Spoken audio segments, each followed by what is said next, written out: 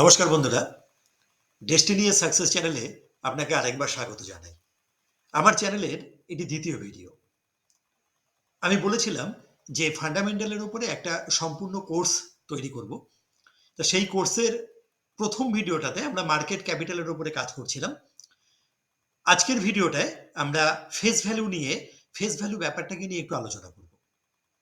আপনারা দেখতে পাচ্ছেন আমি একটা স্ক্রিন খুলে রয়েছি, যেটা skinner.in। এটা সম্পূর্ণ একটা ফ্রি প্ল্যাটফর্ম।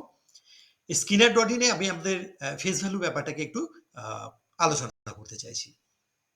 দেখুন, ফেস ভ্যালু ব্যাপারটাকে নিয়ে ইউটিউবে হাজারো ভিডিও আছে, তবে বেশিরভাগ ভিডিওগুলোতেই এটা সম্পর্কে একটা ভুল ধারণা দেয়া। কিরকম?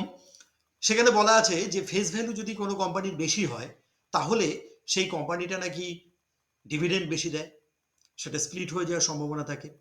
আবার কোনো কোম্পানির যদি ফেস ভ্যালু কম থাকে, তাহলে সেটা খারাপ কোম্পানি। তো দেখুন, প্রথমেই বলি এই ধারণাটা একটা রাবিশ ধারণা।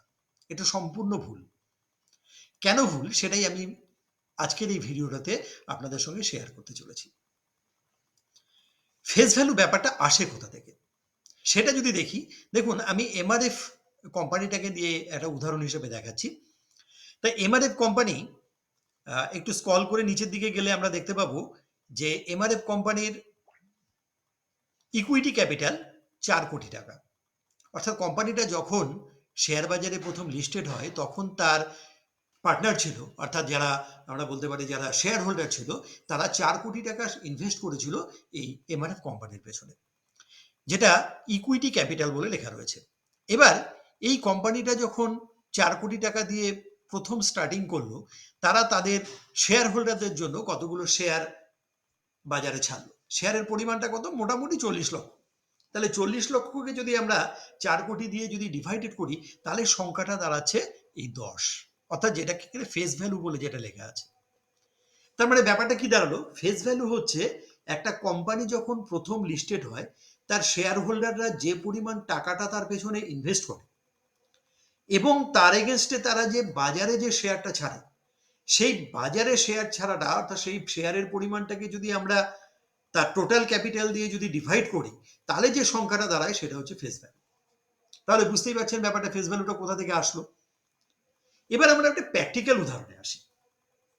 মনে করুন আপনি একটা জায়গা কিনেছেন 2000 সালে, মনে করুন 5 লাখ টাকা দিয়ে একটা জায়গা কিনেছেন।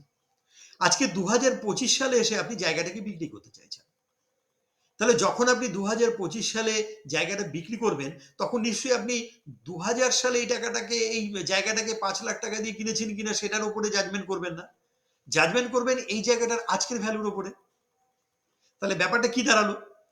যে যখন এমআরএফ কোম্পানি প্রথম বাজারে লঞ্চ করলো, যাদের তখন মার্কেট ক্যাপিটাল 4 কোটি টাকা, তখন তার ফেস ভ্যালু 10। আজকে এমআরএফ এর টোটাল মার্কেট ক্যাপিটাল দেখুন, এখানে শো করছে 44,690 কোটি টাকা। তাহলে তার মার্কেট ক্যাপিটাল বাড়লো কতটা? আর সেখানটায় তার ফেস ভ্যালু আজকেও 10 টাকা।